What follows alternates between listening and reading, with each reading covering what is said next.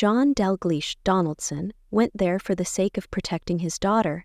This is a brief description of the story of a man whose name once meant little to the general public, but who today is rightfully mentioned in dazzling reviews of the Danish monarchy. When John's youngest daughter, Mary Donaldson, fell in love with Denmark's Crown Prince, a completely new stage of life began for this modest mathematics professor from Tasmania. Even though the world of royals rarely reveals all its secrets to ordinary people, and to become part of the royal family while maintaining dignity and public respect is no easy task, John managed to navigate this path and become one of the important figures in the monarch's inner circle. But how exactly did he earn the monarch's trust? And what difficulties did he have to face on the way to understanding and gaining acceptance, not only from the Queen, but also from Danish society as a whole? John Delglish Donaldson was born in Scotland, where he spent his childhood and later moved to Australia, a fact that explains his distinctive blend of proper British reserve and a more easygoing Southern mentality.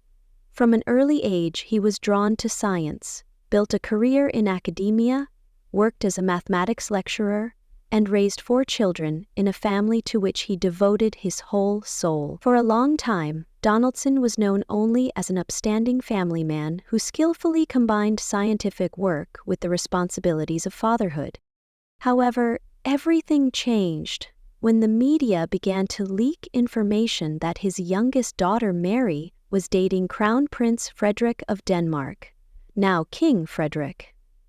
At first, this sounded like a fantastic tabloid invention, as such romantic stories involving members of European monarchies are more often found in novels than realized in everyday life. But when news of the secret romance began to take on more definite contours and photographs of Mary with Frederik leaked into the press, the Donaldson family's life was turned upside down. Mary Donaldson, who had grown up in Australia and barely spoke Danish, suddenly found herself under the ruthless scrutiny of Danish tabloids. Her accent, her unsteady attempts to speak in a language new to her, and, above all, her unfortunate role as a Cinderella in the eyes of conservative Danish subjects, made the situation extremely stressful. According to acquaintances, it was during this period that John became the most powerful moral support for his daughter. John Donaldson, unable to remain on the sidelines as his daughter moved to another country, frequently traveled to Copenhagen with his wife. He had remarried, his second wife being the writer Susan Moody, to support Mary and see for himself how she was faring. The newspapers were full of speculations, and the princess, then still merely the bride, publicly did not answer all the journalists' questions. There is a well-known incident when the Danish press inquired whether Mary's father had indeed moved to Copenhagen in order to keep an eye on how she was being received at court and to support her. Mary was initially flustered by the question, and then she chose to evade a response. Nevertheless, despite all doubts, Mary and Frederik's marriage took place in 2004 and became one of the most talked-about weddings in Europe. At this celebration, John Donaldson created a real sensation by appearing in a Scottish kilt, thus emphasizing his national identity, and perhaps even slightly surprising some of the Danish guests. This step was perceived rather as a bold and colorful touch. Later, in his speech at the wedding banquet, John expressed his complete approval of his daughter's choice by calling Frederik a smart, athletic, cheerful, and very attractive young man. What more could a father wish for his daughter? This heartfelt phrase firmly established Donaldson's reputation as a kind, open-hearted man, not averse to a touch of irony. Yet, Mary's first years at the royal court were not easy.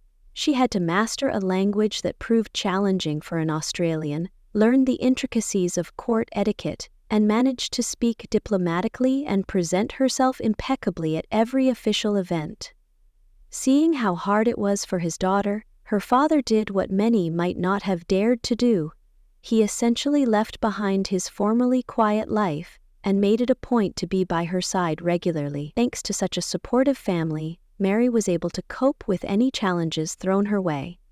Queen Margrethe, according to some reports, initially regarded his involvement with reserve, but over time she came to appreciate John's presence and his sincere desire to help his daughter.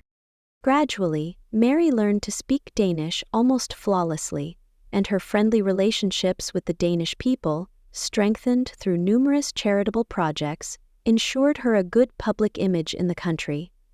At the same time, John Donaldson was no longer seen merely as the mysterious father from Australia, who had been regarded with suspicion. He proved himself to be a kind grandfather to his grandchildren, a man ready to set aside formalities and engage in the simple joys of life, spending time at family celebrations, participating in the royal-run charity races, or simply taking a leisurely stroll through Copenhagen in his retired status.